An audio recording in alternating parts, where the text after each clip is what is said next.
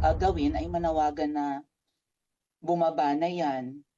Ano po kaya ang remedy naman ninyong mga nasa posisyon or ng mga kayang labanan itong napakarami na pong ginagawang korupsyon at krimen laban sa taong bayan?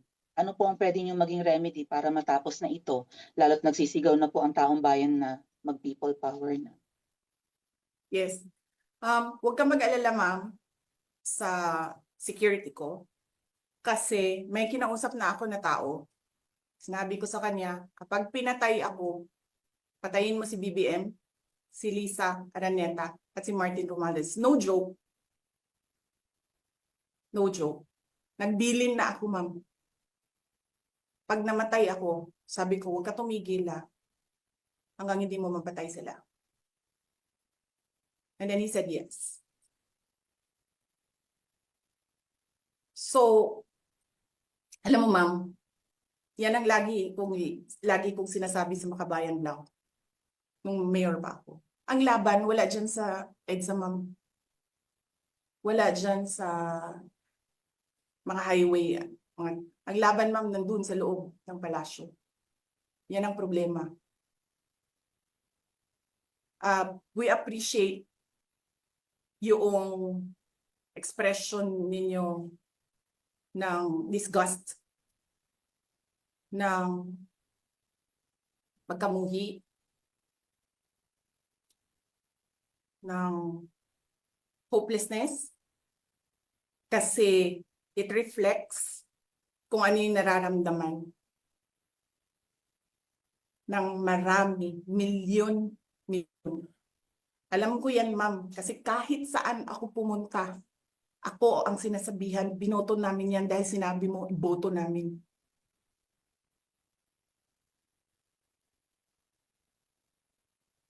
So, yes, ma'am.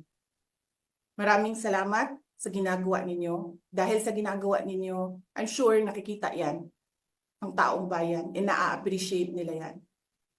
Marami sa ating mga kababayan ang gusto sumali sa inyo.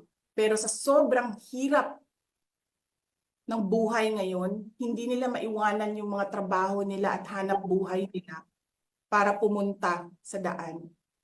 Bakit sila naghihirap? Bakit? Dahil sa gobyerno. Di ba dapat yung gobyerno natin ang nagpapagaan ng buhay ng tao? Bakit ang gobyerno natin ang nagpapahirap lalo sa tao? Kasi gusto ba nila lagi na lang that government property? I was allowed by the lawful occupant and possessor of that office to stay there, to assist a detainee who is inconsolable right now, na hindi mo na alam kung yung sakit niya sa likod is a heart attack o ano, kasi hindi nila pinapapasok yung doktor. 'Di ba? So yes, hinahanap ko kanina, sabi ko, where is this permission from the speaker? Na meron kayong committee hearing kanina in the dead of the night to give an order na i-commit doon sa correctional facility. And where is the rule that says kapag may violation sa detention facility ay ililipat sa correctional facility? Ano yun? You make rules as you go along? Ano yun? Di ba dapat sa demokrasya, there's a rule of law? And then they make rules as they go along? Kung ano lang, whatever pleases the speaker, get her out of the House of Representatives. Kasi hindi siya dapat nandiyan. Bakit? Pag may-ari niyo ba itong compound na ito? And then sasabihin pa nila sa akin na there is a threat to my life inside the batasang pambansa? Why is there a threat to my life? This is the most secured facility because nandito lahat ng mga spoiled brat sa ating bansa. Tapos, sasabihin pa nila, well, pabigat ka sa amin kasi kailangan namin dagdagan ang security mo. Bakit? Trabaho ba nila magbantay sa akin? Eh di ba trabaho ng DPSPG yon? Na may I just say? Binabawasan nila ng binabawasan araw-araw? Na as if this office is not the second highest office in this country, and only because umalis ako sa administration. Kailan ba nagsimula yung atake nila? Alalahanin nyo. Di ba? After ako nag-resign sa DepEd, kailan ba nagsimula yung pambabastos nila? Last year. After that meeting with the Makabayan Bloc and Martin Romualdez. They started destroying my name, pummeling me in the media with a multi-million PR campaign. Binastos pa nila ako ng mga pagsisinungaling nila na kesyo taksil, kesyo korap, abusado. Putang ina ninyo.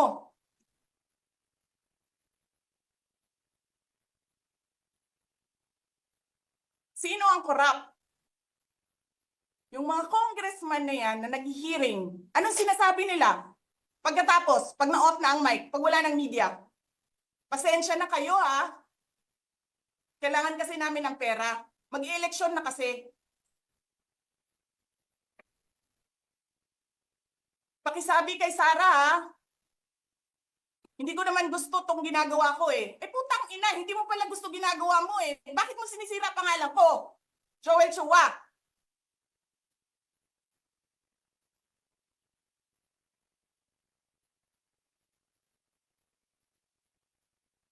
Ganyan. Ganyan ang bansa.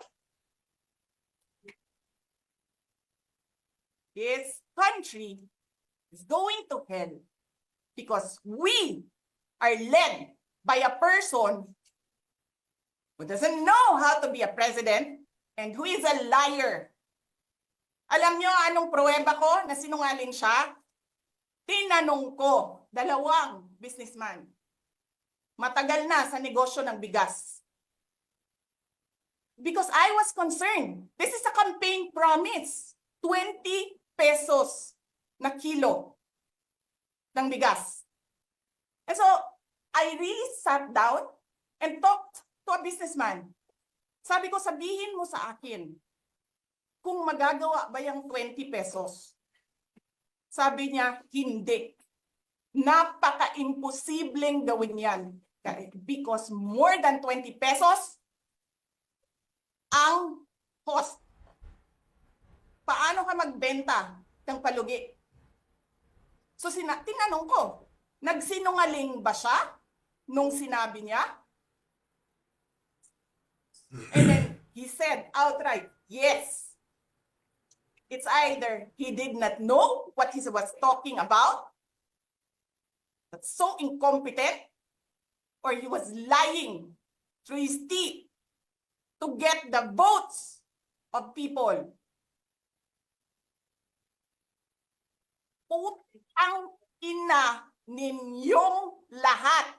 Martin Romualdez, Lisa Marcos, Bongbong Marcos.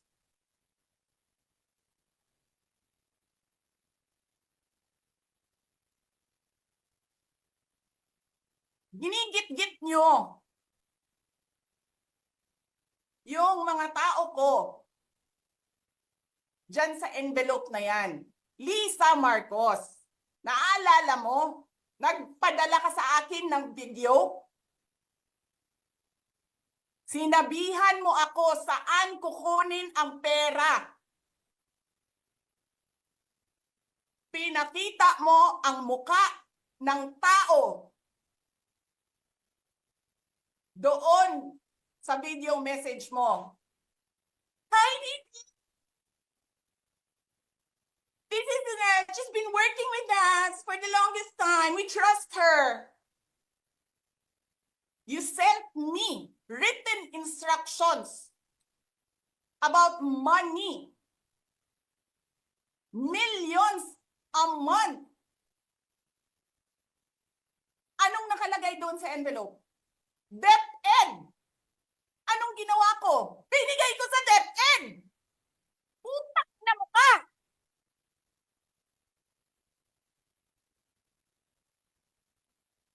Wala ka ngang posisyon sa gobyerno, namimigay ka ng pera ng gobyerno eh.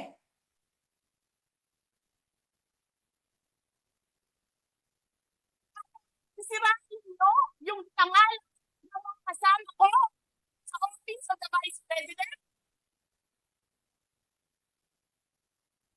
Sasabihin niyo sa mga tao, nakaw yan, confidential funds yan. Niwala nga kayong isang proof na confidential funds yan. Naniwala lang kayo sa isang babae na ang pangalan ay Gloria Mercado na nagsabi confidential funds yan, na hindi niyo nga nilabas na wala pang confidential funds, meron ng white envelope.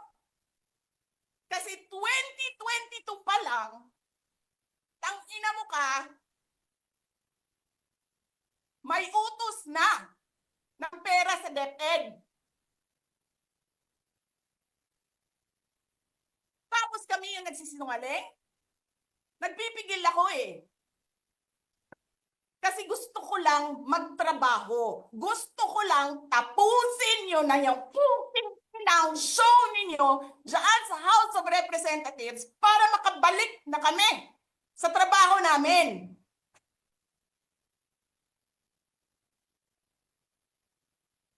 Tapos ganyan ang gagawin ninyo sa amin dahil hindi kami sumusunod sa inyo? Dahil ayaw na namin tumulong sa inyo?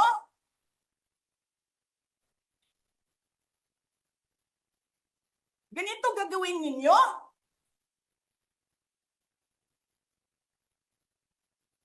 Presidente ka, may speaker ka na involved sa bribery ng Supreme Court justices. May video, may kaso, may witnesses. Hindi mo tinanggal yung speaker mo. Pinabayaan mo siya abusuhin ang pera ng bayan. Paikot-ikot sa buong bansa, namimigay ng pera na para bang kanya yung pera.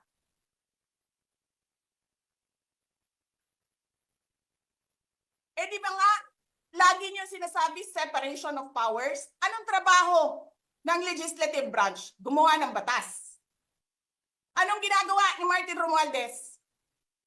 Nagdidirect ng DSWD, namimigay ng ayuda,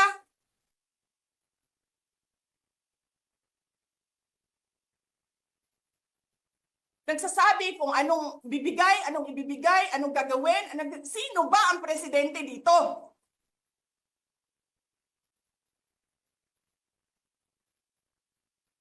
Alam nyo, alam namin, mali ang ginagawa ninyo. Sinabihan ko lang mga kasama ko sa Office of the Vice President, pasensya na, sumunod na lang tayo para matapos na sila.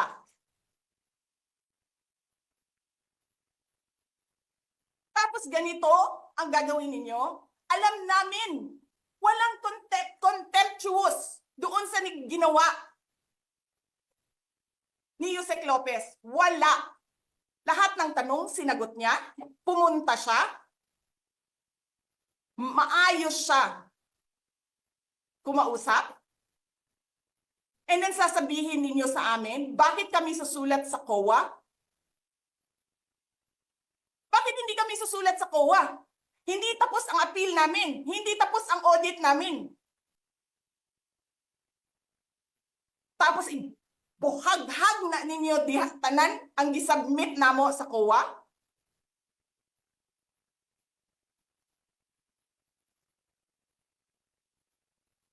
Tama ba yun? I have a video of Chairman Gamaliel Cordoba. Sinasabi niya, mali, mali, mali, mali ang ginawa niya. Tama ba yun? Ikaw ba ang auditor? Ikaw ang appeals. Wala pa kaming audit? Sasabihin mo na mali kami?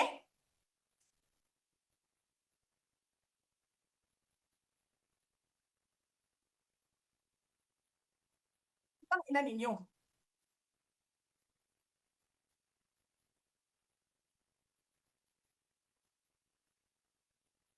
Hindi pa kayo nakakita ng kalaban na tulad ko. Nagpigil ako na nagpigil. Kasi masama sa bayan. Hindi maganda ang political instability.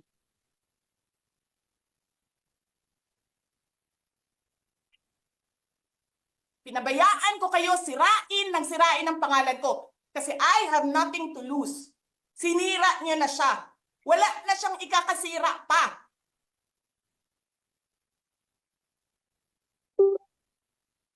Tapos ganito ang gagawin niyo.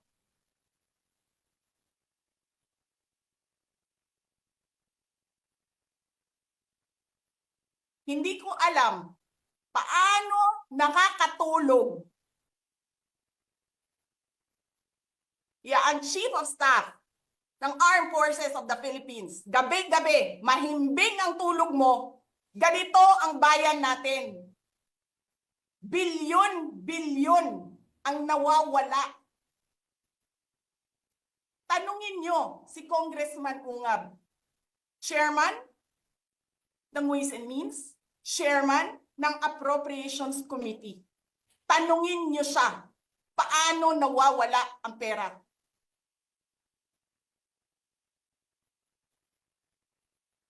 Paano nyo ginagel ang pera ng Department of Education? Martin Romualdez. Inattach nyo ang projects na hindi man lang dumaan sa paaralan, sa SDS, sa region, even sa central office. Basta na lang listahan ng mga congressman. 19 billion. Tapos, nung 1 billion na lang ang naiwan sa DepEd, anong ginawa nyo? Kinuha nyo ang 5 billion sa repairs, nilipat nyo para mukhang lumaki ang pera.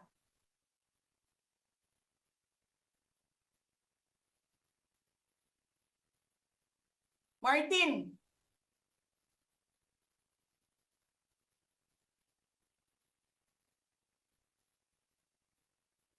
nangangampanya tayo. Nakasakay tayo sa eroplano. Magkatabi tayo. Nagre-reklamo ka, putang ina ka, walang pera. Kasi, ano sabi mo? Gium-um ni Lisa Marcos o ni BBM ang kwarta. Walang pera sa kampanya kasi hindi nagbibigay si BBM at si Lisa. Ginigipit nila. Kinukuha nila lahat ang pera. Reklamo ka ng reklamo sa akin. Ano sinabi ko sa'yo? Huwag ka mag-alala. Lahat ng gusto tumulong sa akin, ipapadala ko sa iyo. Kunin mo lahat. Nagreklamo ka kay Medi Poblador kasi tumatanggap ng pera. Ano sabi ko sa'yo? Kausapin mo si Medi, kunin mo lahat ng pera. Lahat ng makuha mo na gustong tumulong sa akin, kunin mo. Gastusin mo. Ano sabi ko sa'yo? Pasensya ka na. Wala ka ng pera. Ano sabi mo sa akin? Sabi mo sa akin, okay lang. Pag nanalo kayo, babawiin ko lahat yan. Hindi ko naman alam, ang buong akala ko, babawiin mo sa negosyo mo. Legitimate businessman ka naman eh. Mina, pagsira sa kalikasan, legitimate na pagsira sa kalikasan, negosyo mo. Media, negosyo mo. Ano pa bang mga negosyo ni Martin Romualdez? Sulat niyo yan lahat. Akala ko magninegosyo ka lang.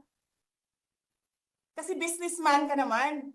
Hindi ko naman alam, binubulsa mo. Ibubulsa mo, kakamkamin mo ang legal na pera at illegal na pera. Tanggap ka sa illegal, tanggap ka sa pogo. Pinaalis nyo lahat ng kompetisyon ninyo, naiiwan ang pogo mo. Tanggap ka, pogo. May nagsasabi pa, tumatanggap ka sa smuggling, sa droga. Tapos kuha ka dito sa National Treasury. Akin ito, akin ito. Babawiin ko lahat.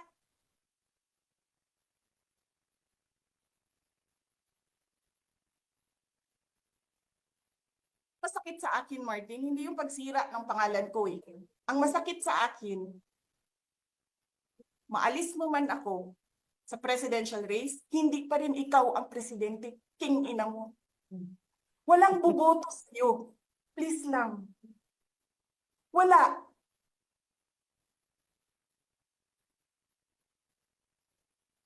Hindi ka nga dumadaan ng contest eh. Kasi wala kang kalaban sa Tacloban. Kasi binibili mo, pinapakidnap mo, hinaharas mo ang mga kalaban mo. Hindi ka dumaan ng contest. Ang alam mo lang, kasi mayaman ka, bibilhin ko lahat ng tao ng pera. Kay pobre man mong tanan, kwarta na may inyo. There is nothing in you except money. Yan lang. Martin, harapin mo yung katotohanan. Walang puking ina, walang boboto sa'yo. Senador man, Vice President man, walang boboto sa'yo. Hindi ko nga alam kung mananalo ka pa ngayon sa Tacloban eh. Palamang hindi na. Sinong gusto sa lahat sa buong Pilipinas ang ibalik ka sa Kongreso? E di lahat ng tao pupunta yan doon sa Tacloban, mangangampanya yan sa kalaban mo. Kasi magnanakaw ka. Hindi ka dumadaan sa audit.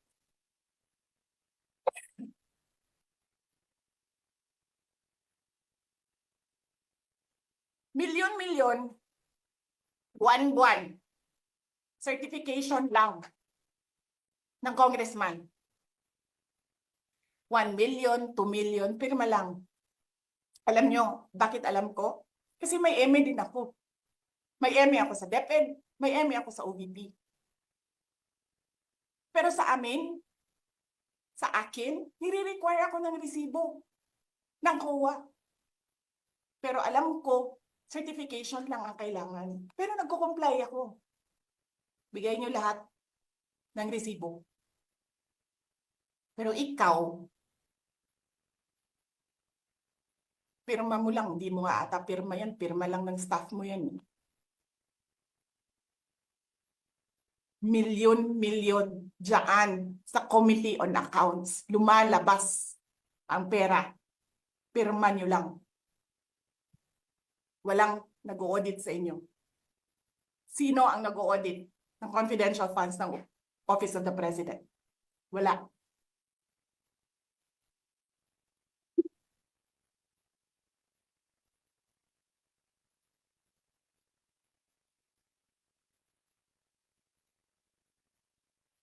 Yan ang Pilipinas. Yan ang bagong Pilipinas.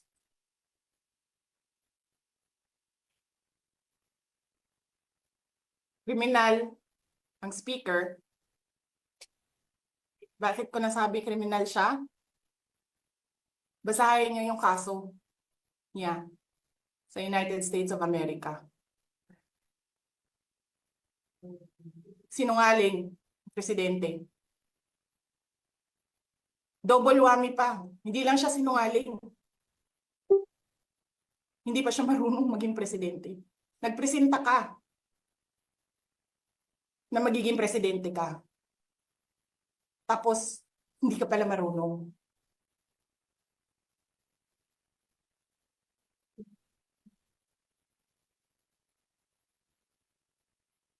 Sarap-sarap ng kain ninyo, buffet, dyan, dito, sa House of Representatives. Alak, lahat. Lahat ng juice, lahat ng mamahaling wine.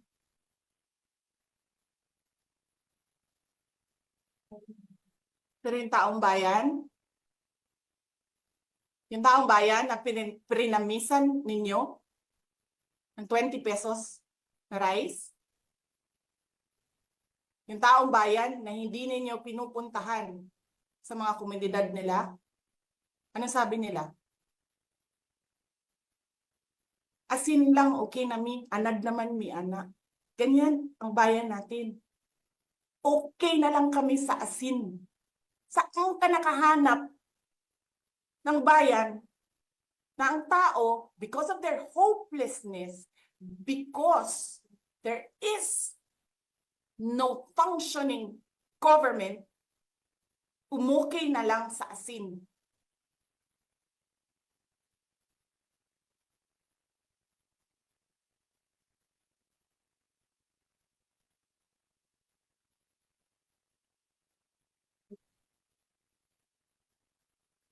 Buti na nga lang, abogado si Attorney Lopez eh. Kasi alam niya kung ano sasabihin niya doon sa mga pumasok sa kwarto niya. Na take note, nagnakaw pa ng cellphone. Saan ka nakahanap? Papasok ka, nanakawin mo yung cellphone, dadalhin mo pa yung tao.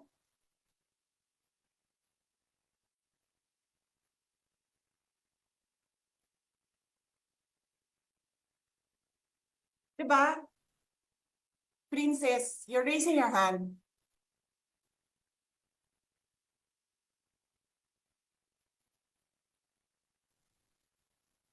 Hello? Naririnig po ba ako, Princess Maui? Yes. Oh, thank you. Good morning po, Madam Vice President. Thank you so much nga po pala sa dala niyong hopya nung hearing na pumunta kayo for PRRD. Kami yung nasa likod niyo po, yung tinawag nilang bastos kasi pumalak pa kami because of Congresswoman Cardema. Ayan. Thank you, ma'am. Nakakain kami. Ako po ay natatakot kumain ng pagkain doon baka mamaya. Ma'am, mag-iingat po kayo. Nasa teritoryo kayo ng kalaban. Okay lang Nag-aalala po kami para ma'am, sa kasi inyo. sila naman nauna eh. Sila talaga yung bastos eh. You reap Opo, what you okay. sow. Yeah. Mag-iingat po kayo kasi sa dinami-rami po ng inyong mga pasabog ngayong gabi, it seems like marami po talaga kayong alam about them, no? Dahil sa